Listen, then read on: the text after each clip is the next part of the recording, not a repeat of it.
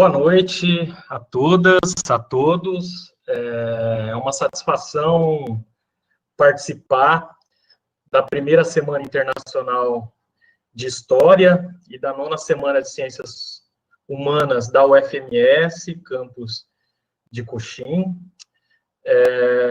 Eu agradeço às organizadoras, os organizadores pelo convite, agradeço em especial a professora Silvana e o professor Ari Albuquerque pela gentileza e atenção nas nossas comunicações, né? Também agradeço a oportunidade do diálogo e aos ouvintes, né, que acompanham essa atividade.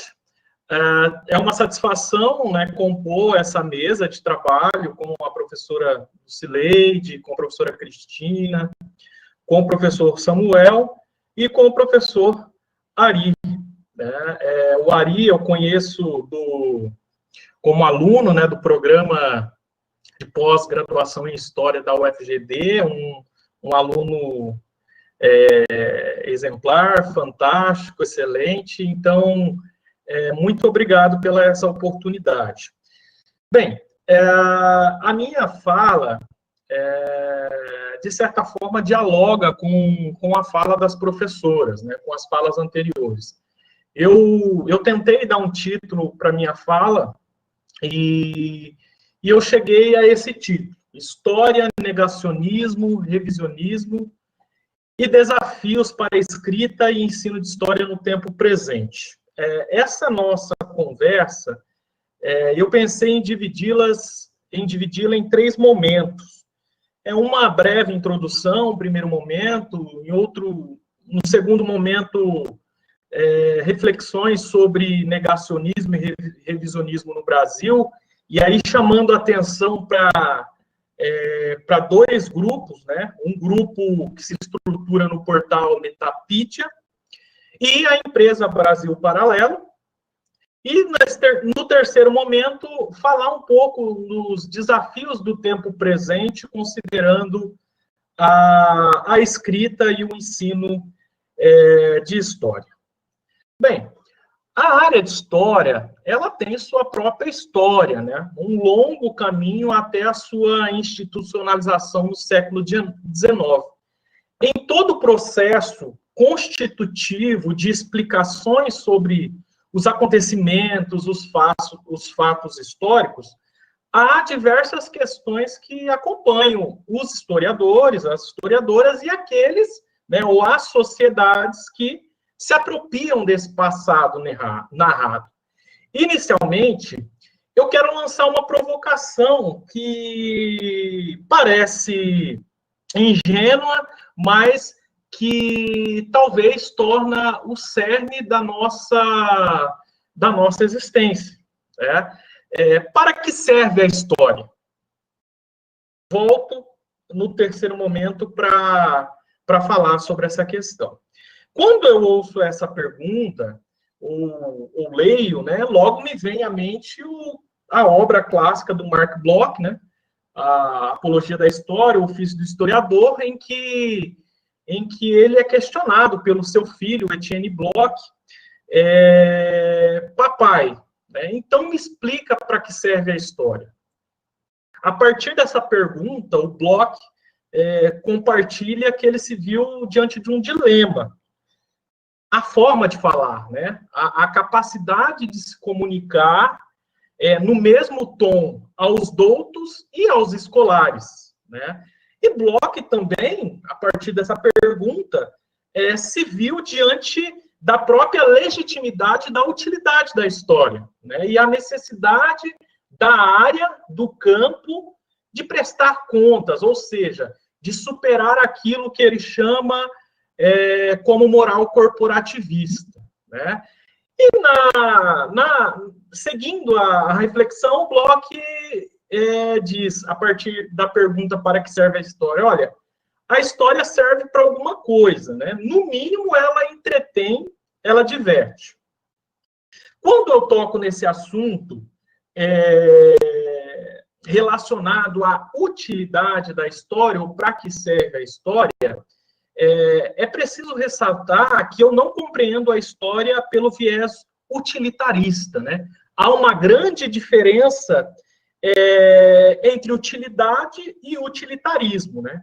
Eu concebo a história pelo seu valor intelectual, educativo, problematizador e crítico.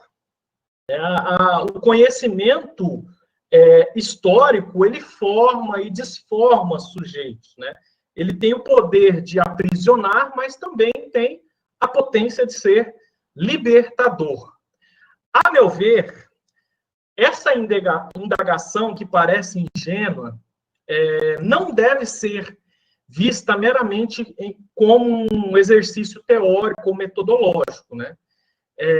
Esse questionamento, para que serve a história, deve estimular, encorajar, numa ação política de afirmação da área de história como uma disciplina e um conhecimento fundamental para a compreensão do nosso tempo, né? Do tempo presente, do tempo vivido, de um tempo ainda em construção. Nós visitamos os mortos, sim, mas não devemos deixar de compreender a vida em seu movimento. Não fazer da história um mero exercício teórico, metodológico, nos move, nesse contexto, né, no tempo presente, a pensar, por exemplo, a temática dessa mesa: ditaduras, revisionismo e a problemática das redes sociais. Na minha fala, vou me ater mais ao revisionismo, negacionismo, redes sociais e os desafios que temos no campo da história, no que diz respeito ao ensino e à pesquisa, né? Sobre a temática negacionismo, revisionismo e redes sociais, a historiografia brasileira é bem servida com profissionais, colegas muito competentes, né, que estudam esse tema. Cito algumas referências, inclusive as minhas, como da Sônia Menezes, da URCA, o Fernando Nicolazzi, da Federal do Rio Grande do Sul, o Bruno Leal, da UNB, e o Luiz Edmundo de Souza Moraes, da Federal Rural do Rio de Janeiro. Mas também tem uma obra clássica anterior a esses autores, da década de 80, do Pierre Vidal-Naquet, Os Assassinos da Memória, um Enchman de Papel e outros ensaios sobre revisionismos, que vale a pena ser ressaltado. Nessa obra, já de escritos na década de 80, o Vidal-Naquet, ele já refletia sobre o crescimento do grupo de revisionistas que insistiu em negar as câmaras de gás de Hitler, usando todos os meios possíveis, inclusive um pretenso discurso cientificista para fomentar fraudes e mentiras e confundir a tomada de consciência de verdade. Portanto, os negacionismos e os revisionismos não são de hoje, não são da última década. O fenômeno negacionista, ele já apareceu na década de 1940, né? Tendo como seus propagadores, tendo seus primeiros propagadores nos Estados Unidos, na França, depois se espalhando progressivamente para diversos países europeus, Austrália e também na América Latina, né? Há de se destacar também, nesse sentido, que os negacionismos estão presentes em diversas áreas, não só nas ciências humanas, não só no conhecimento histórico. Nas ciências biológicas, tem movimentos negacionistas como o antivacinação. Isso é muito preocupante, né? Porque isso coloca em xeque o retorno de doenças já erradicadas. Eu lembro também, né, dentro das ciências físicas e matemáticas, os terraplanistas, que tentam comprovar, né, que a Terra é plana. Então, esse fenômeno negacionista e revisionista não é só na área das ciências humanas e da história. Pois bem, o que eu compreendo, né, o que eu estou compreendendo sobre negacionismo e revisionismo. O negacionismo, o termo, se refere, a grosso modo, a um grupo político e intelectual internacionalmente articulado, que se desenvolveu com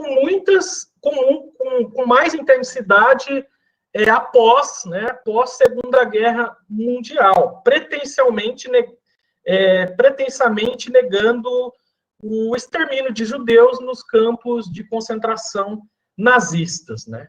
Os negacionistas, conscientes e de forma interessada, ideológica, conforme a professora Lucileide colocou, constroem versões e interpretações enviesadas do passado, visando negar determinados fatos e acontecimentos. Nesse sentido, também visam abrandar e relativizar práticas e atrocidades históricas cometidas em determinados contextos e em determinados grupos.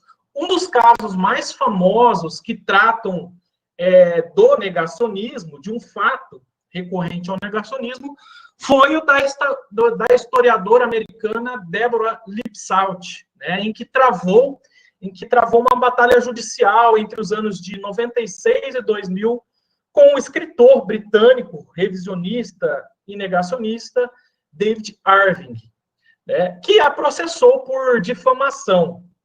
No caso, Irving questionava o livro da Deborah Lipsalt, o livro Negação, que foi agora, recentemente, 2017, publicado em português, né, pela acusação. Ele acusava ela, a partir do seu livro, que ele não tinha manipulado documentos e fatos históricos para negar o Holocausto e harmonizar a figura de Hitler. O caso se encerrou em 2000, a historiadora, a Deborah Lipsalt, ganhou o processo, né, e comprovou, né, que o Irving forjou uma versão do passado para negar milhões de mortes causadas pelo nazismo. Eu sugiro, no caso, a leitura do livro, muito legal, por sinal, Negação é o nome, da Deborah Lipsalt, já traduzido em português, edição de 2017, e também o filme. Inclusive, esse filme tem, não quero fazer propaganda, obviamente, mas tem na Netflix, de fácil acesso, enfim. É muito legal esse filme, e ele mostra, de forma bem interessante, aspectos relacionados a negacionismo e o pretenso revisionismo histórico.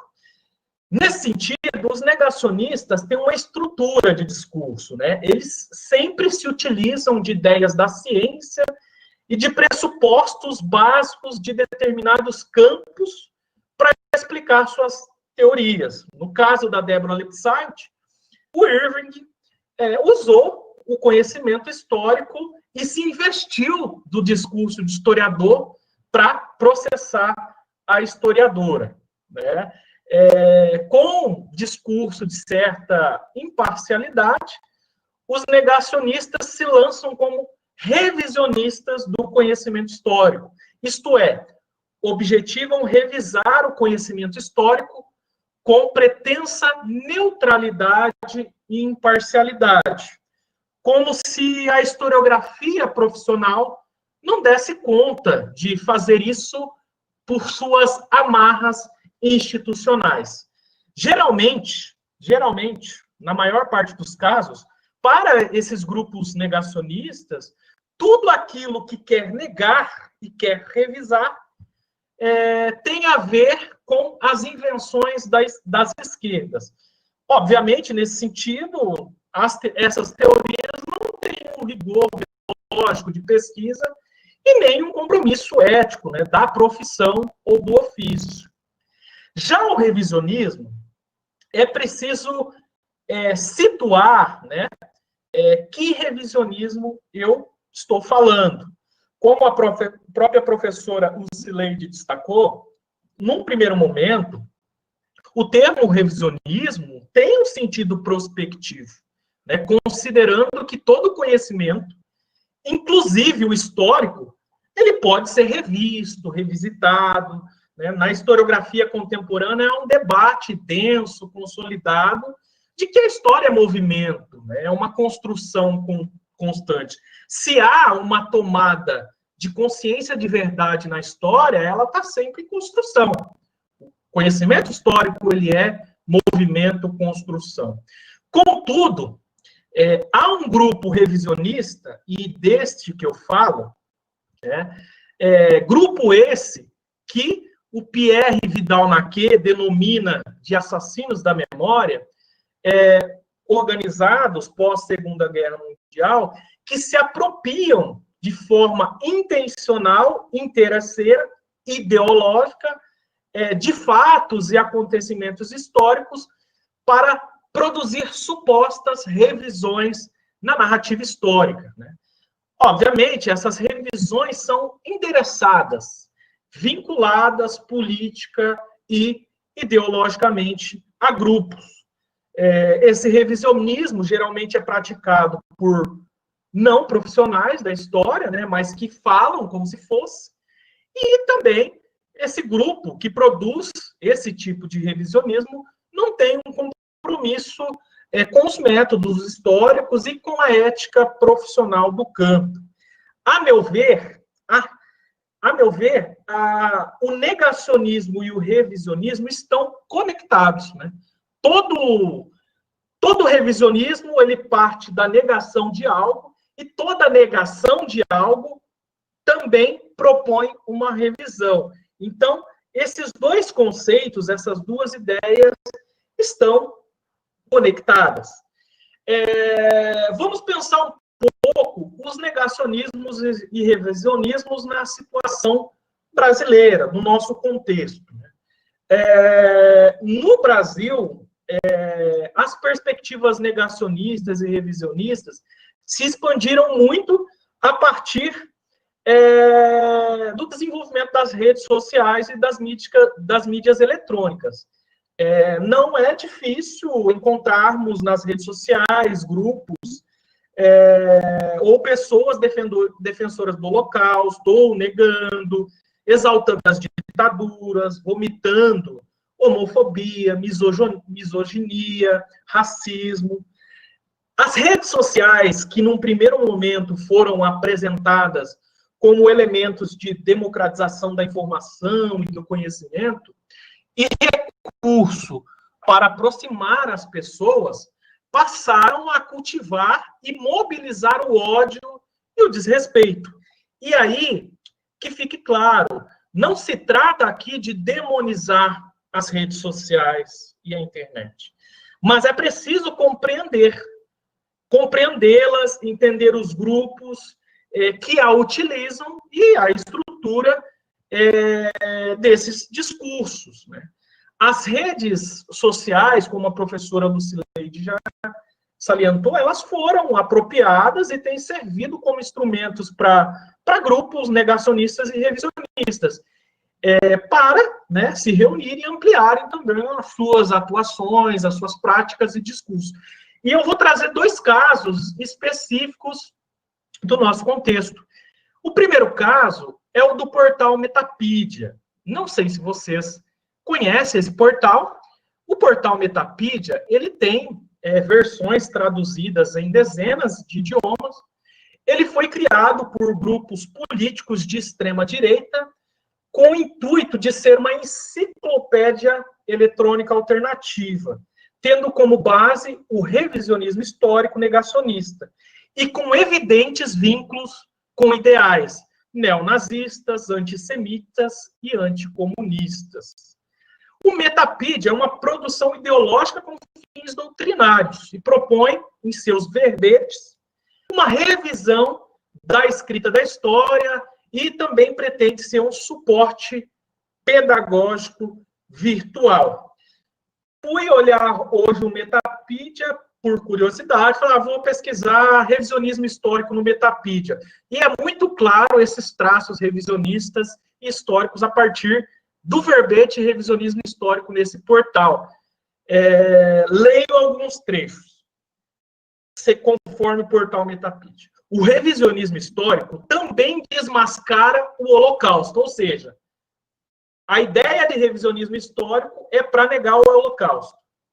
Outra parte, atualmente já se logrou provar que as acusações de extermínio, alegadamente através de câmeras de gás, são inverídicas, comprovadamente por sua inviabilidade técnica na forma propagada, tendo as supostas provas sido falseadas ou produzidas artificialmente através de outras torturas.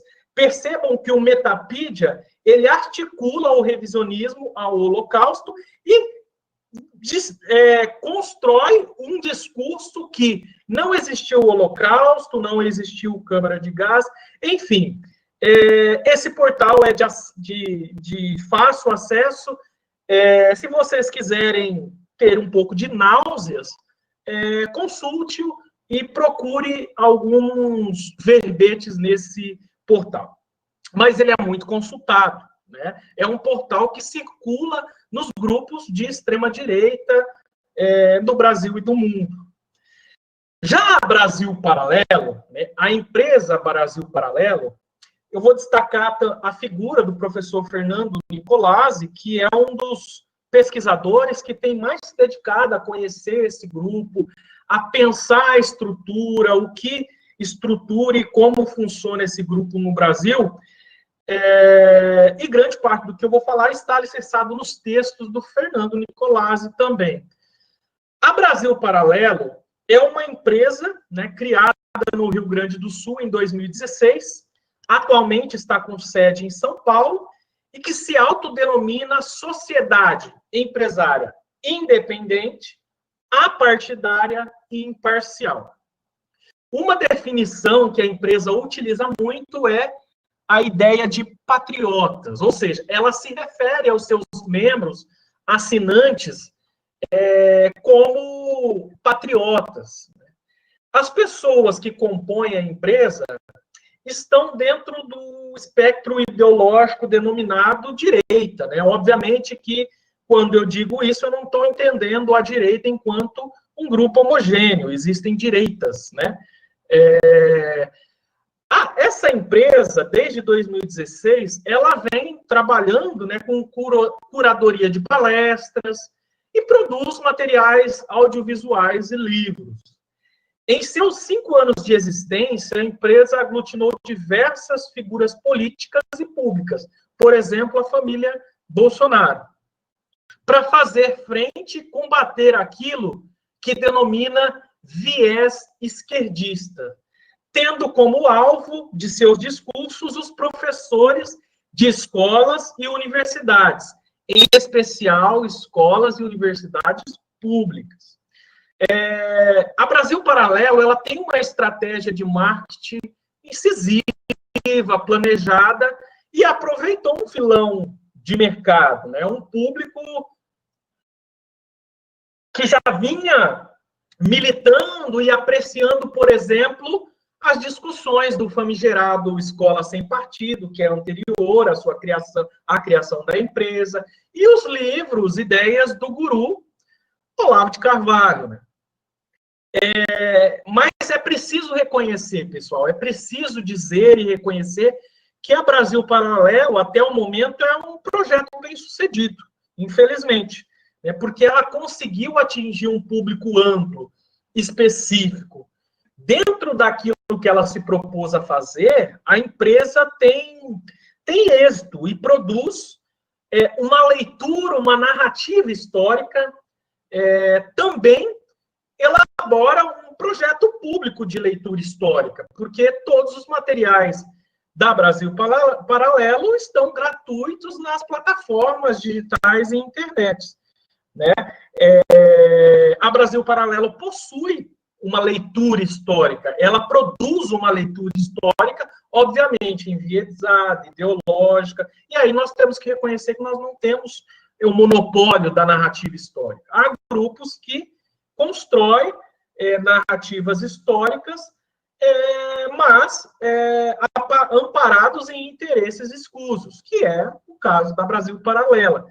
Sinteticamente, analisando o conjunto da obra, eu já assisti os filmes, li livros da Brasil Paralelo, todo o conteúdo produzido pela Brasil Paralelo traz uma ideia de leitura histórica ou de narrativa histórica com um viés eurocêntrico, singular, patriarcal e cristão. E também é notório nos seus produtos o elogio à monarquia portuguesa, né? Aliás, muitos dos seus colaboradores são monarquistas, né? E também o elogio ao liberalismo econômico.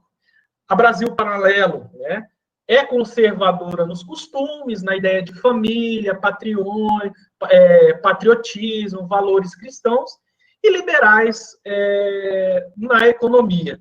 Essa empresa, ela ganhou projeção nacional, em especial a partir de 2019, quando os cinemas nacionais exibiram o filme documentário Entre Armas e Livros, né, que trata ou que narra uma história linear sobre a ditadura militar no Brasil. Ou seja, né, a partir desse filme, a Brasil Paralelo constrói uma narrativa, né, uma ideia de história da ditadura militar no Brasil, e justifica e legitima o golpe de 1964, o tratando como se fosse uma revolução, né?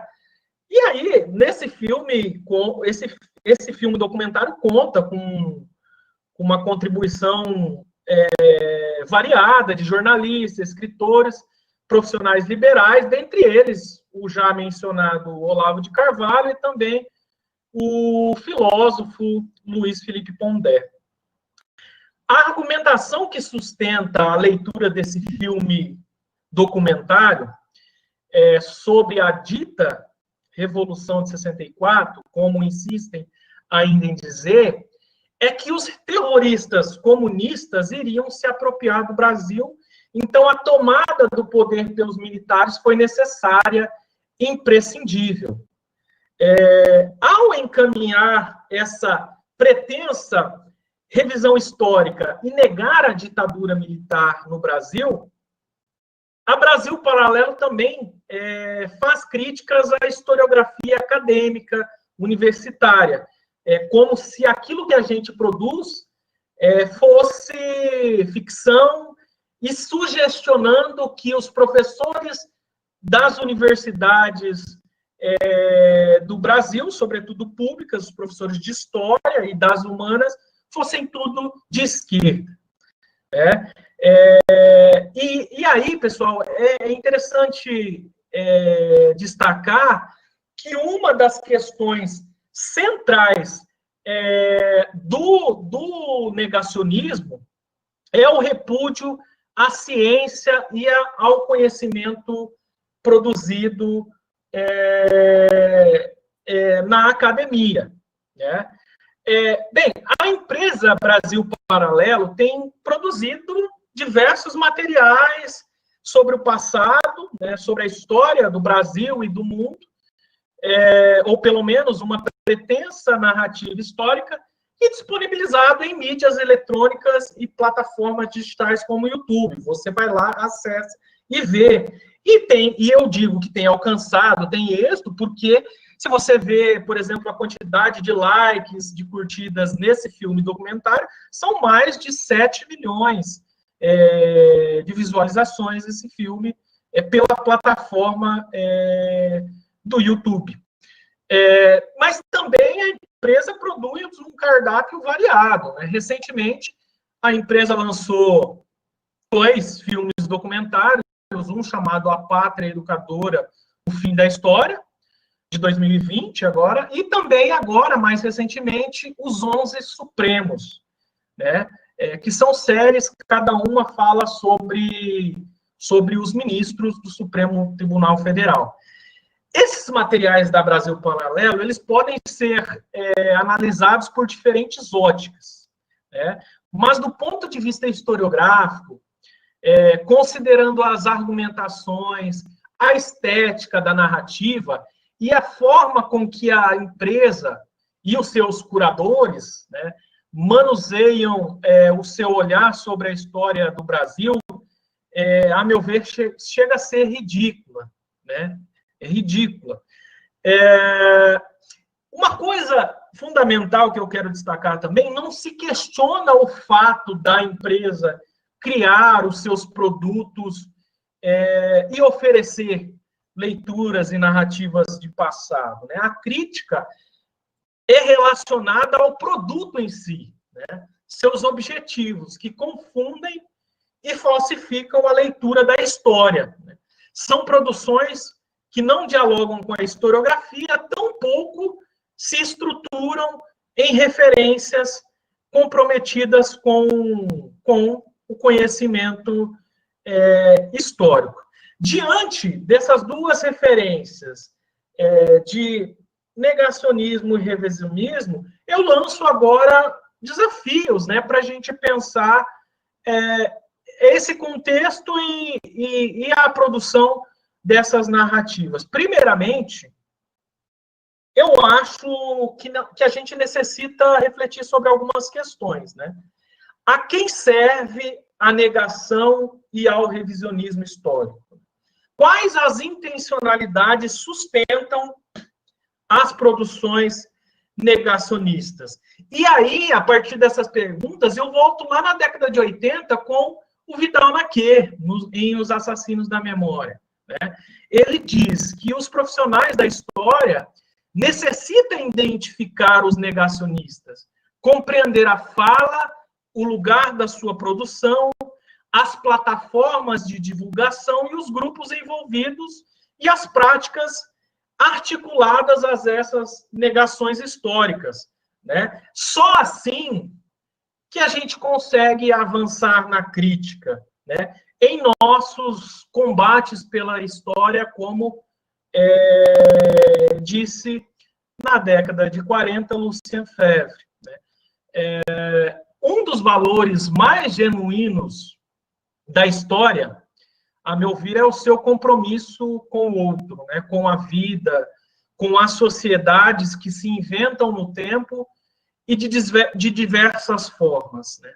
A historiografia contemporânea não tem mais o compromisso com a unidade, e sim com a heterogeneidade, com a descontinuidade, com a vida em movimento. O portal Metapídia, a empresa Brasil Paralelo e outras plataformas digitais negacionistas e revisionistas omitem propositalmente justamente isso. Omitem a pluralidade, a diversidade de sujeitos que são centrais nos debates históricos e políticos contemporâneos. Frente a essas simplificações e manipulações do conhecimento histórico, nós temos, enquanto profissionais da história, responsabilidades éticas e normativas do ofício, que são inegociáveis, pelo menos para mim. Ser historiador e historiadora hoje é uma profissão. Jamais esqueçamos disso. Uma profissão. Negacionistas e revisionistas acham que nossa profissão é desnecessária. Porém, digo o contrário. Nós somos e produzimos conhecimentos necessários. Nós não temos mais, como no século XVIII e XIX, e parte do XX, compromissos ou funções de monumentalizar memórias, amordaçar o passado e vangloriar batalhas e personagens. Enquanto existir a humanidade e as sociedades demandarem narrativas históricas para orientar, organizar e desorganizar suas experiências, os historiadores e as historiadoras são necessários, né? Nós trabalhamos com a vida. E a vida e a história, quer dizer, é a ciência da vida.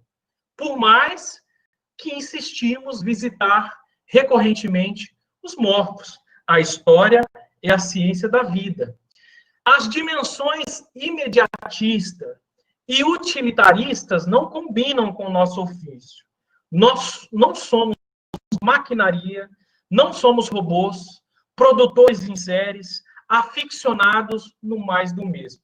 Se afastar do imediatismo e utilitarismo também não significa de se abster do compromisso que nós temos, né, com a sociedade no tempo presente, com os desafios e enfrentamentos coletivos. A história, sobretudo no Brasil, precisa defender a democracia.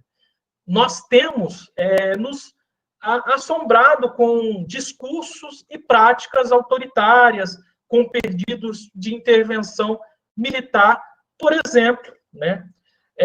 A ditadura militar brasileira é uma questão inacabada, um passado que não quer passar e uma ameaça à nossa frágil democracia. Volto à indagação. Para que serve a história? Dos gregos romanos ao século XXI, a história nunca deixou de ser magisterial, ou seja, a história sempre teve uma função de ensinar algo visando alguma coisa. As narrativas históricas foram associadas a contextos e grupos específicos e tinham funcionalidades onde eram produzidas e propagados. Logo, o que se transformou dos gregos, passando pelo século XIX ao século XXI, foi a função magisterial, não foi a função magisterial. Nós sempre tivemos uma função magisterial, mas sim como, para quê e para quem ensinar história. A história, como produtora de subjetividades e de humanidades, é um saber indispensável e inseparável das discussões éticas e políticas. A escrita e o ensino de história não são neutros, pois partem de um lugar social, político, econômico e cultural. Paulo Freire, o meu patrono da educação e o nosso patrono da educação brasileira, já disse que a educação é um ato político e não politiqueiro. Freire nos ensinou que educar é uma escolha. Agora, eu pergunto, nossa escolha é inclusiva ou excludente? Nossa escolha, nosso ensino, é para a vida em diversidade ou é para o ódio ao diferente? Ingênuos, desprovidos de conhecimento e mal intencionados são aqueles que pregam uma educação escolarizada neutra ou imparcial. Todo conhecimento escolarizado tem um compromisso ético e político com princípios e valores. A história, com saber específico, pode identificar e argumentar quais são esses princípios e valores. Eles incluem ou excluem? Libertam ou nos levam ao cárcere? Esses princípios e valores motivam a viver em diversidade ou nos estimulam a aniquilar o diferente? Em tempos difusos, de negações, de revisionismos, do ódio e do obscurantismo, a história não deve arredar o pé daquilo que a constitui e a legitima, a vida. Se for para incomodar os vivos e os mortos, que defendem projetos anti-humanos de naturalização da violência, opressão e injustiças, que continuemos vigilantes e intransigentes. Muito obrigado.